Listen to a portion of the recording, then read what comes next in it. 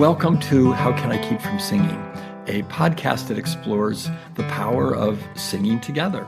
I'm your host, Stuart Stotts, coming to you from rural Wisconsin. And in each episode, we explore conversations with song leaders and thought leaders and others who can give us some insight and maybe some how-to about how to engage in this ancient and powerful way of interacting with each other. My guest this week is Reggie Harris. Hallelujah, freedom. Been down into the South. I've been walking around to spread the news. Been down into the South. And now I got holes in all my shoes. Been down into the South. And we sing hallelujah, freedom. Hallelujah, freedom. Hallelujah, freedom. Reggie is basically just a phenomenal human being. I could just stop there and we could jump into our conversation, but I want to give you at least a little bit of background. Reggie's been making music for a long time, getting on to 50 years, I think it is, and a long list of accolades and accomplishments and awards, including being recognized by the Folk Alliance and the Children's Music Network and being written up in the New York Times, recordings making their way to the upper levels of the folk charts, being a Kennedy Center artist, and an author as well, with his book, Searching for Solid Ground. So there's a lot to know about Reggie. And he's also involved with the Living Legacy Project, which is a way of helping people engage with both the events and the issues around civil rights and racism, prejudice, through pilgrimages, programs, and in particular, his role as singing, the power of singing with that. A lot more information on reggieharrismusic.com. So I've only known Reggie for about 15 of those 50 years of being out there. It's a life that's carried him around the world, singing with people, leading workshops. One of the amazing things about Reggie is that he comes to us with deep intent and deep understanding about affecting the world, but at the same time has a fantastic laugh and a wonderful sense of humor. So the joy he brings to this work is contagious. So Reggie, thank you so much for being part of How Can I Keep From Singing today. Thank you so much for the invitation, and it is always great to see you. So yeah, it's great to see you too. Yeah, it's been a while, but it's fantastic. Yeah. So let's just jump into it here. My first question is, in these troubled times, can singing save us? It's really funny. I remember some years ago, Pete Seeger saying, singing and songs will save the world. And it was part of a conversation that a lot of us were having at the time. Pete's contention was that singing is important, certainly for our entertainment, and singing is important for making us feel a certain way, creating a repository for our emotions. But he said, when things are at their worst, that's the best time to be singing.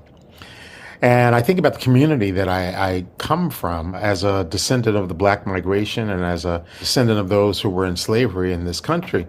Song was where those people went.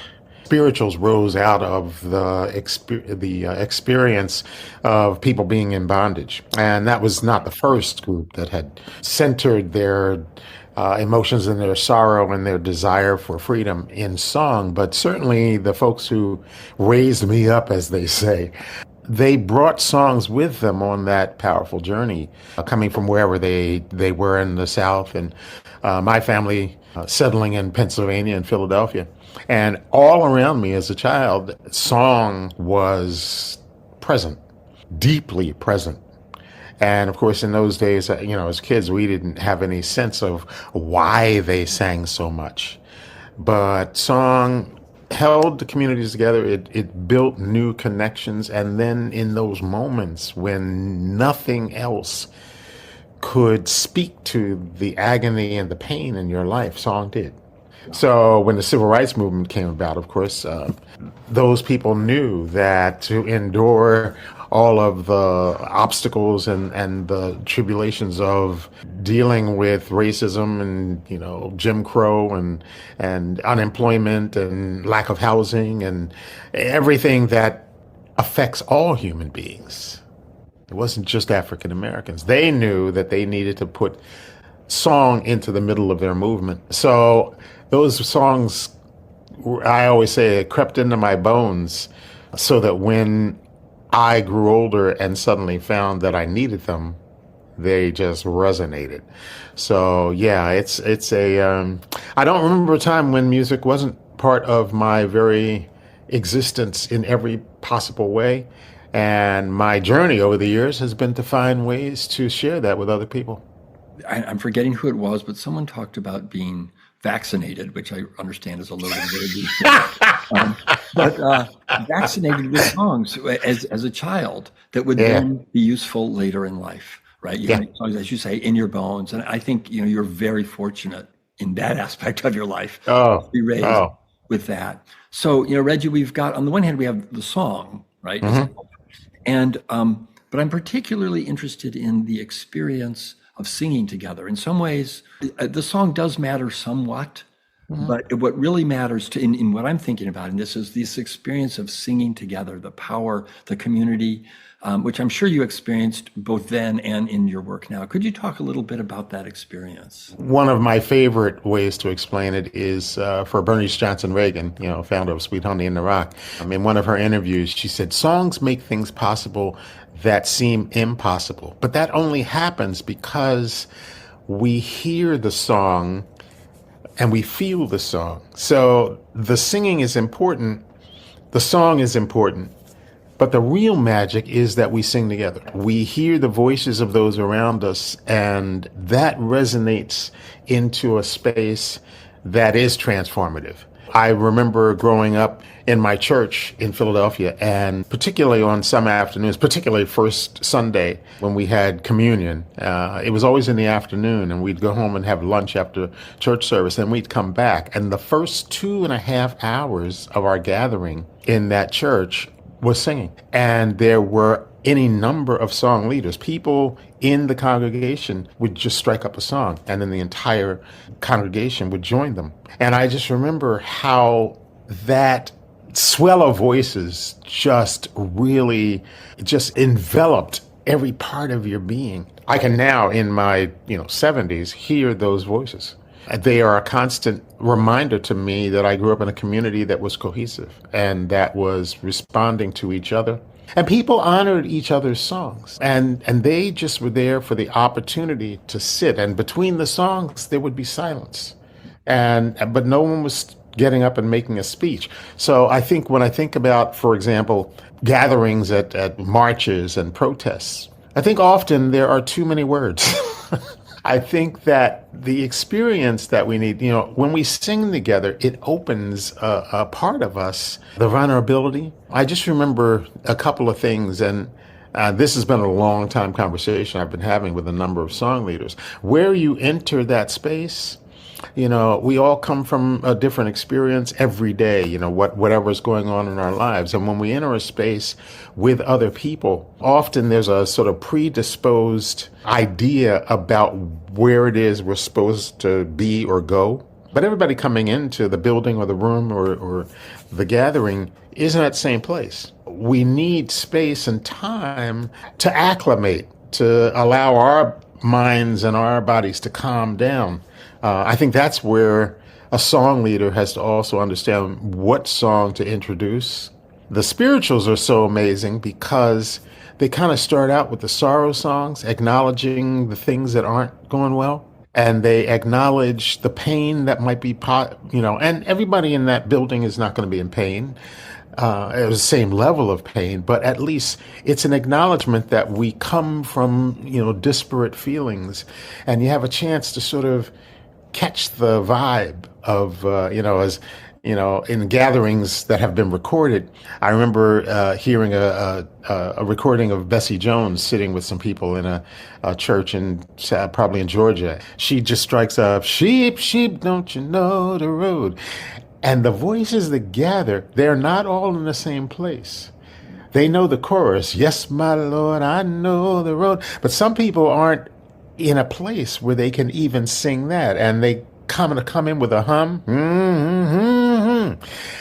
Everybody has a chance to kind of express kind of where they are. And then slowly but surely you hear all those voices acknowledging each other, and they start to swell. Sheep, don't you know the road? Yes, my Lord, I know the road. Sheep, sheep, don't you know the road? Yes, Lord, I know the road. You're listening to How Can I Keep From Singing? My name is Stuart Stotts, and my guest today is Reggie Harris. I know the road. Don't you know the road by the singing of the song? Yes, Lord, I know the road. And that, I think, is something that we have lost. I don't think. It is something that we have lost in our society. The allowance of the individual to present what they have through song in that moment, and be supported and encouraged by the other voices. So, as a song leader, I do a lot of songs that people are able to sing in whatever concert I'm doing. And I know, for example, that in that setting, there's some people there who want to sing right away. And there's some people who've been dragged there and they don't want to sing at all. and other people who were told when they were 5 years old never to sing again because their voices weren't pristine and, proper.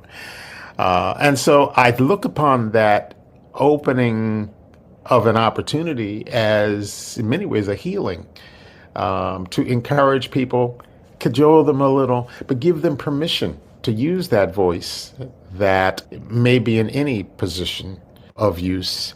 And by the end of the song or the end of the evening, those voices will swell in a different way. And we have experienced each other on a level that suggesting that we can all get together would never accomplish. It's a beautiful answer, and it brings up all kinds of questions that I want to throw here. But just, I remember reading, for example, a description of a Black church in the South singing a cappella, but also the ideas being thrown out and the song being shaped by the experience of singing it, as opposed to, here's the hymn book, start on, number 353, right? And this very vital, vibrant, but also unique experience. This way we're singing this song is unique to this moment. And that speaks to the kind of energy you're talking about, being able to sense the energy. But also, as you so clearly say, this movement from individuality to the best singing experiences I've had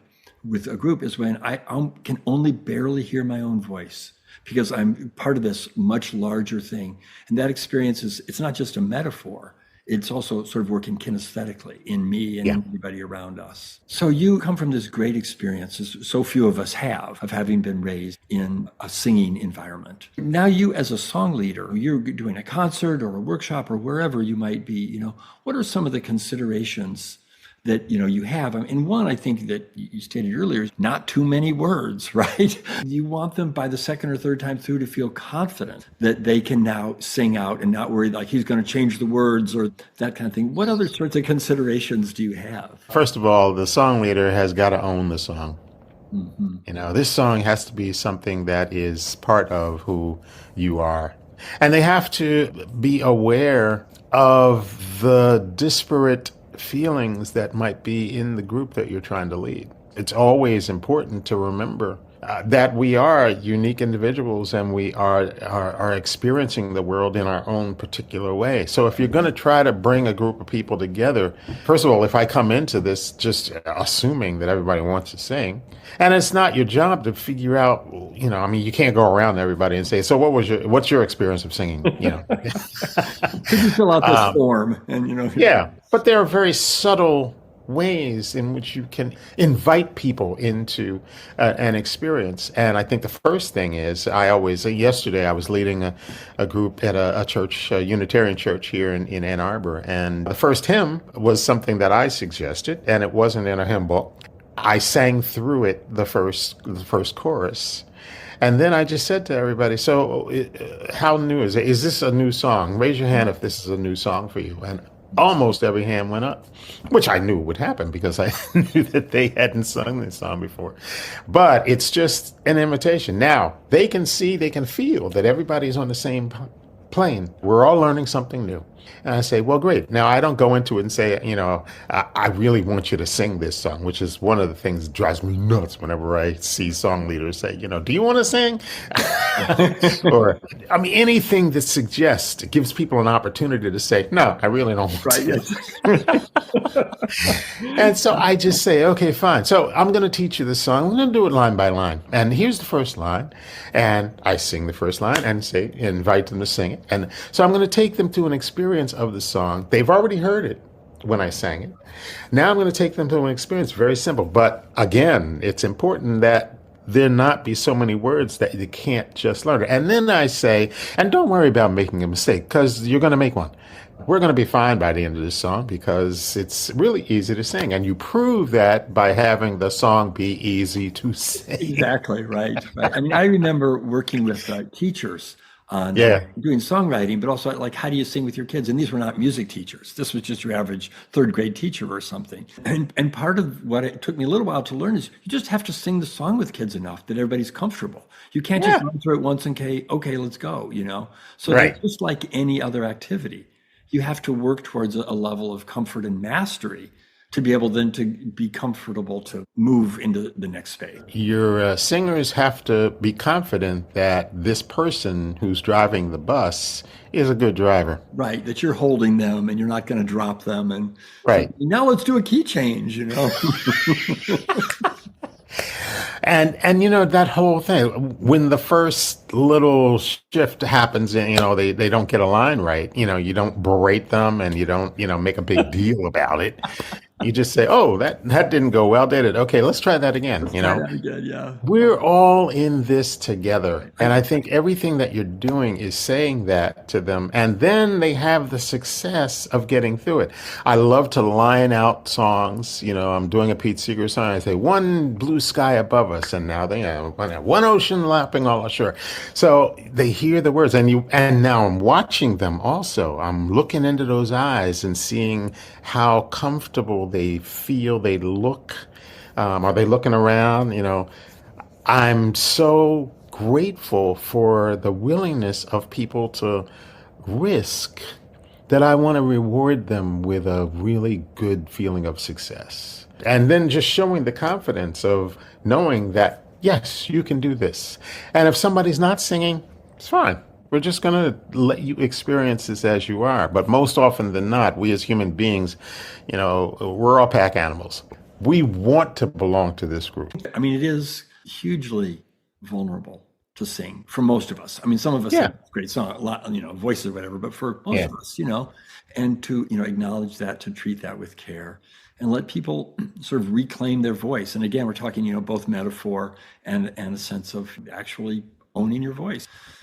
Can you think of a time, and there may be many, when you were singing with people in what was a difficult situation, which helped to change, and I say that partly having known a great deal about, civil rights demonstrations and things like that, where people were facing violence and people using songs to at least fortify the group itself and perhaps even affect those who they're facing. It's one thing in a room where we're together. It's another thing we're facing a difficult situation in song, and we know song can make a difference that way.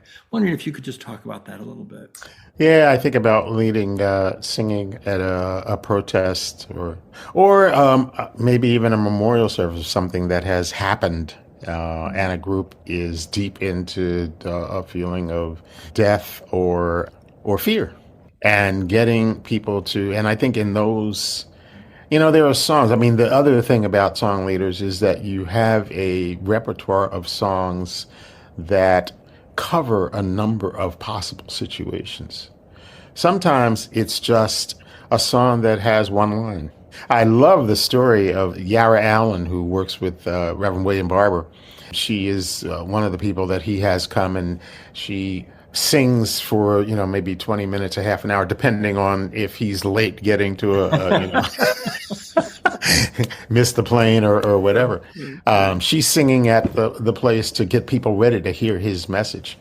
And coming out of that very same idea of the mass meeting, and she said she was singing at one place that he was going to speak, and he was, late, transportation problems. So she had to sing more songs than normal. And the group was getting restless also because they didn't quite know, and there was a lot of things happening in that community that had people really kind of concerned. And she kind of ran out of songs. People were prepared, but now she needed to overextend. They said, we need one more song. She just said to herself, I don't know what, but the next thing that comes out of my mouth will be the song I sing. That's a song leader who really, truly understands their gift and also the trust of, I think, spirit of the universe. And what she sang was, somebody's been hurting my brother and it's gone on much too long. And the melody came in the style of the spirituals, repetition. So somebody's been hurting my brother and it's gone on much too long. And it's gone on much too long. And before, this is the first time this song had been created, sung, or anything. And before she hit that chorus, she was joined by people in the audience. And then somebody's been hurting my sister. Somebody's been killing our children. Somebody's been... I think in those moments, I find this on the bus a lot of times when we are going to places like the Equal Justice Initiative's Museum of Peace and Justice. And we go through this building and we just see the horrific narrative of civil rights, human rights.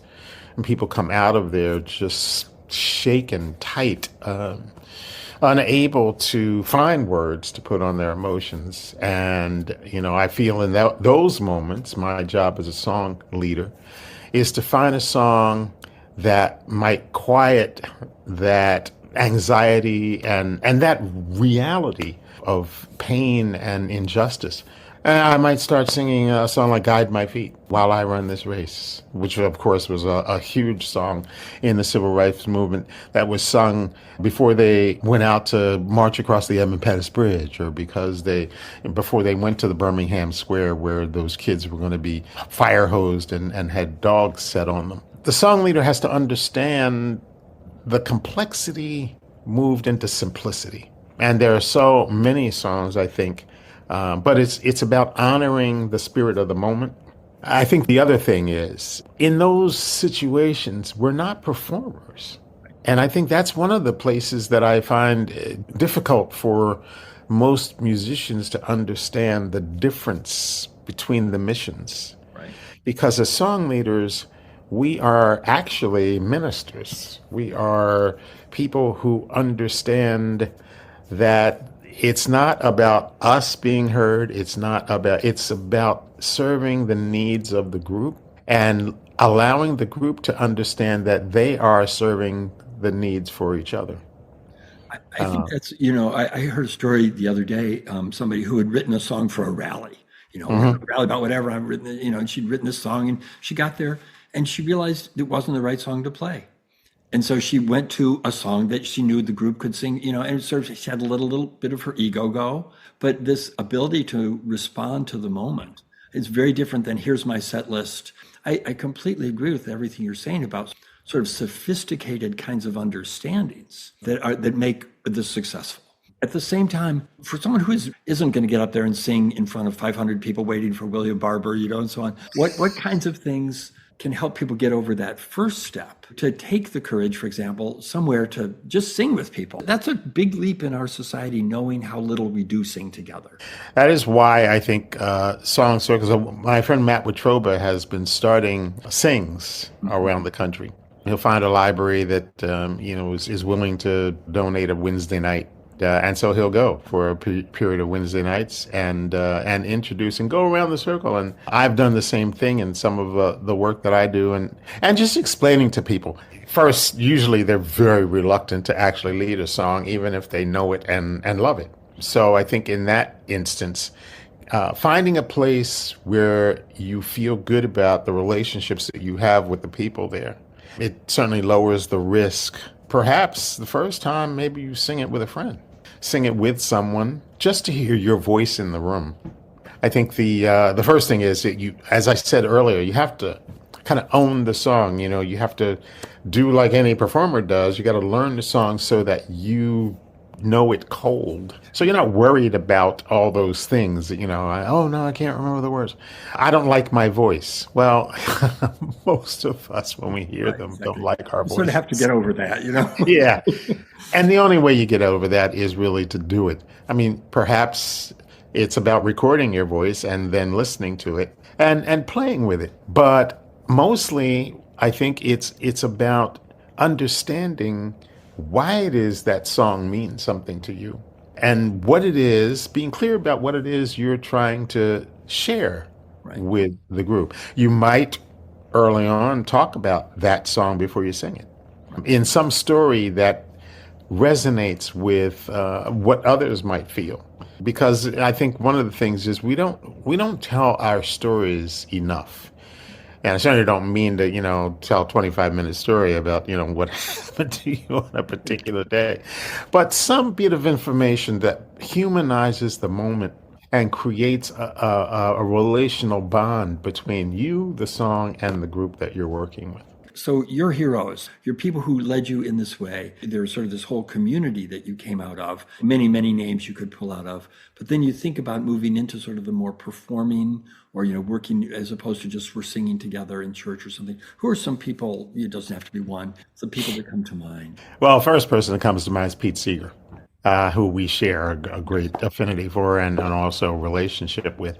Pete was the one who cured me of the hero star complex because at the point that I met him, I had a lot of years of being able to sing with people, but I was more focused on having my songs find their place in the world. And every time I was around Pete or in his presence and I did a song that encouraged people to sing, he would come up to me and say, I really love that song. Oh, that's great. It's called positive reinforcement. And sooner or later, I began to think, oh, that's important. Pete likes that. One of my heroes. But the thing that really made a difference was that I was teaching songwriting and performance in a week at the Swannanoa Gathering. And a really famous and well-renowned songwriter came in and did an afternoon workshop on songs. And he said something in that same period that I was beginning to kind of wrestle with that. He said, as a songwriter, I write a song and then I do it for a while and then I'm kind of done with it, and I think of songs as tissue paper. I will never forget him saying that. I had a visceral reaction in my body because I do come from a community of people for whom song is life, for whom song is community, for whom the singing of a song together has meant life and death. Songs are not tissue paper to me. At the same time, I, had the benefit of being around people like Issei Barnwell and Bernice Johnson Reagan and Matt Jones. So many people who were good song leaders and who understood the mechanics of, and I watched them and I watched the ways in which, all of them different, but I watched the ways in which they, as people, as performers, figured out how they best could encourage that conversation. Because song, that's what it is. It's a conversation that a group is having as we sing and we hear each other sing. And then I just started to I became more like them. But then I found myself, the things that make me, me, and the joy that comes from, because every time I sing, I'm healing myself as well. I think, again, you were fortunate to have the opportunity to observe and be part of hearing many people. And, there are these song circles. It's a national phenomenon.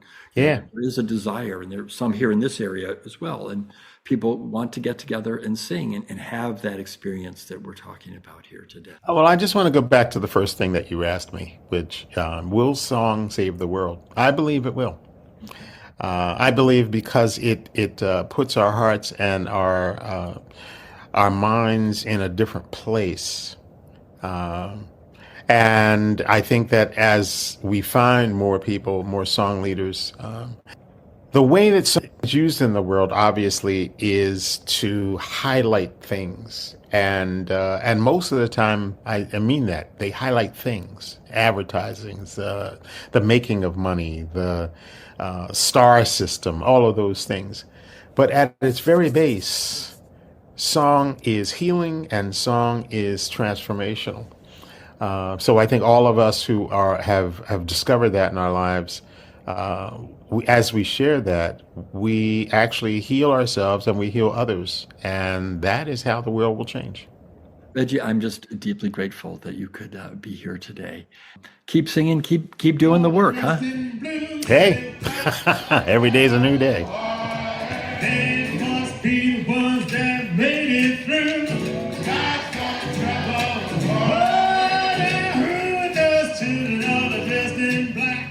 You've been listening to How Can I Keep From Singing, a production of Common Arts. My name is Stuart Stotts, and my guest today was Reggie Harris. We're